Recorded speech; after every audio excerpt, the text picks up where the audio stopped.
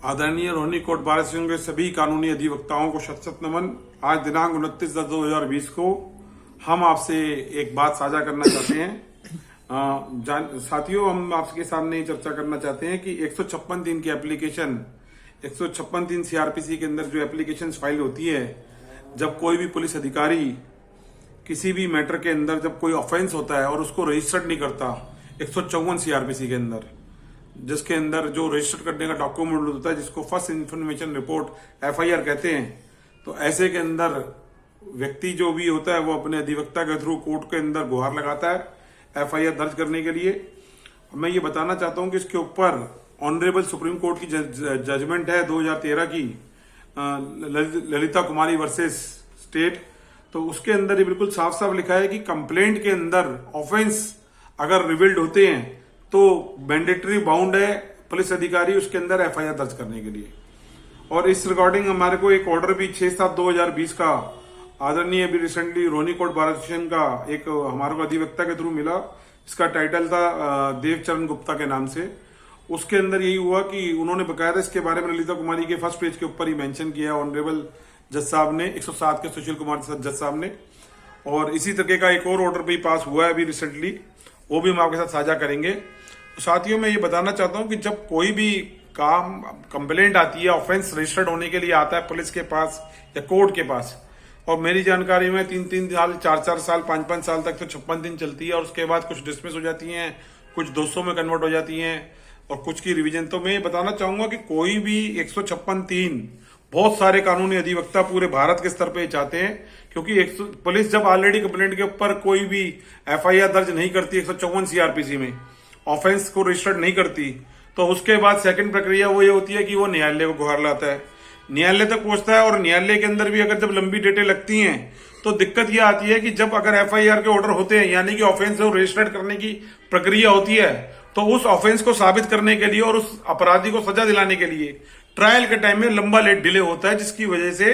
अपराधी बच के निकल जाता है। और ये एक बहुत बड़ा दुर्भाग्य होता है और एक बहुत बड़ा मतलब एक प्रश्न चिन्ह उठ जाता है। अब यह समय आ गया है कि 73 साल से जो परंपरा चल रही है उसके लिए हम 70 साल से मैं सॉरी कहूंगा, उसके लिए हमने बहुत ही काफी लोगों से, अधिवक्ताओं से उनके विचार जाने हैं, और जल्दी इसके बारे में हम प्रयास करेंगे कि रोहिणी कोर्ट बार एसोसिएशन के प्रीवियस और प्रेजेंट जो बार ऑफिसर्स हैं उनकी देखरेख के अंदर 21 आदमियों की कमेटी बनाएंगे, और उनके द्वारा ये आदरणीय सर्वोच्च न्यायालय को और आदरणीय हाई कोर्ट को और सभी डिस्ट्रिक्ट सेशन जज को हम अप्रोच करेंगे, और रोहिणी कोर्ट बार एसोसिएशन के साथ पूरे भारत की जितनी बार एसोसिएशन है उनको अप्रोच करेंगे। चूंकि उनसे हम ये बात साझा कर चुके हैं, क्योंकि हम चाहते हैं कि इसके अंदर कोई भी कोर्ट जब एक कंप्लेंट के अंदर बकायदा जजमेंट में लिखा हुआ है आदरणीय सुप्रीम कोर्ट की जजमेंट में, तो उसके कंटेम्प्ट लगाया जाए। अगर कोई व्यक्ति जो भी है इसके अंदर अगर केस दर्ज नहीं करता पुलिस अधिकारी, उसके खिलाफ ऑटोमेटिक 166 आईपीसी में केस दर्ज होना चाहिए कि अगर ये साबित होता है कि वो केस दर्ज होना चाहिए था और उसने नहीं किया। दूसरा, अगर वो फर्जी डीडी एंट्री करता है या मैन्युपुलेट कोई स्टेटस रिपोर्ट देता है तो 167 आईपीसी में उसके खिलाफ केस दर्ज होना चाहिए। और अगर जानबूझ के ये साबित होता है कि उसने अपराधी को बचाने के लिए कोशिश करी है और डायलेक्ट्रिक टैक्टिक्स का यूज किया पुलिस अधिकारी ने, और 156 दिन की प्रोसीजर जानबूझ के टाइम मांगता रहा और डिले करता रहा, और सिर्फ एविडेंस के नाम पे, इन्वेस्टिगेशन के नाम पे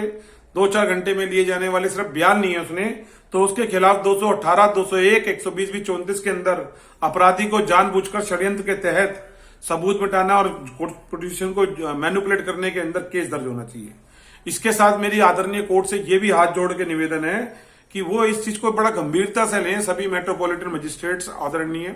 सेशन कोर्ट्स, कि ये देखना पड़ेगा, क्योंकि अगर एक 154 सीआरपीसी में ऑफेंस रजिस्टर्ड नहीं होता, 156 में भी अगर टाइम लगेगा, तो सीडीआर जीपीएस सिर्फ 1 साल तक अवेलेबल रहती है। तो फिर वो कैसे सीडीआर जीपीएस सेव होंगी और कैसे वो कोर्ट के सामने आएंगी, और कैसे अपराधी के अपराध जो है, जो कि जरूरी एविडेंस होता है, नेसेसरी एविडेंस होता है, कैसे कोर्ट के सामने आएगा। ये ऑटोमेटिक रजिस्टर्ड होने चाहिए, ये एक चीज मैं ये चाहता हूं। दूसरा, क्राइम सीन के ऊपर से सीसीटीवी फुटेज, उसके surrounding CCTV footage, crime scene से फिंगरप्रिंट्स। ऐसा बहुत सारे हमारे रानीबाग थाने के केसों के अंदर आया कि पुलिस ने जानबूझ के फिंगरप्रिंट नहीं लिए, जानबूझकर 91 सीआरपीसी ने कोई डीवीआर सेव नहीं करी, सीसीटीवी फुटेज से नहीं कलेक्ट करी, उन्होंने जानबूझ के सीडीआर जीपीएस नहीं कलेक्ट करी, पड़ोसियों के बयान नहीं लिए, क्राइम सीन के ऊपर जाके कुछ किया नहीं, तो इस तरह की चीजों से इन्वेस्टिगेशन कमजोर हो जाती है पहले स्तर पे। और 3 साल से अभी तक केस लटक रहे हैं, पौने 3 साल से FIR के ऑर्डर नहीं हुए हैं। FSL की रिपोर्ट आ गई है, जो विक्टिम है वो 700 हियरिंग अटेंड कर चुका है, और जो अपराध करने वाले व्यक्ति हैं वो आज तक कोर्ट में नहीं आए। पुलिस अधिकारी 2 बार 3 बार पहुंचे हैं। तो ये चीज मैं ये चाहूंगा कि अपना विचार साझा करना चाहता हूं, और बहुत सारे अधिवक्ता भी इससे परेशान है। और मैं सबसे बड़ी बात बताना चाहूंगा कि कोर्ट जो एक ऐसी जगह है जहां पे आज 4-4.5 हजार करोड़ मुकदमे पेंडिंग है पूरे भारत में। एक मुख्य कारण यह है कि क्योंकि टाइम पे FIR दर्ज नहीं हो पाती, चूंकि ये पुलिस अधिकारी डायलेक्ट टैक्टिक्स का यूज करते हैं। इनके ऊपर मैं ये चाहूंगा आदरणीय कोर्ट से हाथ जोड़ के मेरा निवेदन है, कोई भी कोर्ट अगर जो है 156 की एप्लीकेशन जनरल 7 से 15 दिन के अंदर सिर्फ उसको टाइम दे, आईओ को टाइम बोर्ड उसके DCP के थ्रू, ताकि वो सीरियसली ले कोर्ट के आदेश को और उसकी इंक्वायरी करके कोर्ट को पुटअप करे। इनिशियल इंक्वायरी, जांच का टाइम अलग है, जांच तो बाद में होनी है। इनिशियल जो इंक्वायरी चाहिए वो जज साहब से हमने आ सके, और जो विक्टिम ने जो भी डॉक्यूमेंट्स फाइल करे हैं, जो एप्लीकेशन प्रेयर कोर्ट को लगाई है, और जो 7 से 15 दिन सफिशियंट होते हैं आईओ के लिए, उसके बाद वो उसके ऊपर अपनी सेटल लॉ के थ्रू वो अपना कंसर्न MM या मैजिस्ट्रेट या जज अपना पावर का इस्तेमाल करेगा और वो बता देगा कि भाई ये अलाउ होगी या डिसमिस हो, ताकि उसके बाद 200 CRPC की पोजीशन शुरू हो सके, और उसके बाद उस ऑर्डर के 156 दिन के बाद वो क्रिमिनल रिवीजन में जा सके। क्रिमिनल रिवीजन में जाएगा तो क्रिमिनल रिवीजन जब ही अलाउ होगी जब 156 दिन का ऑर्डर फाइनल ऑर्डर होगा,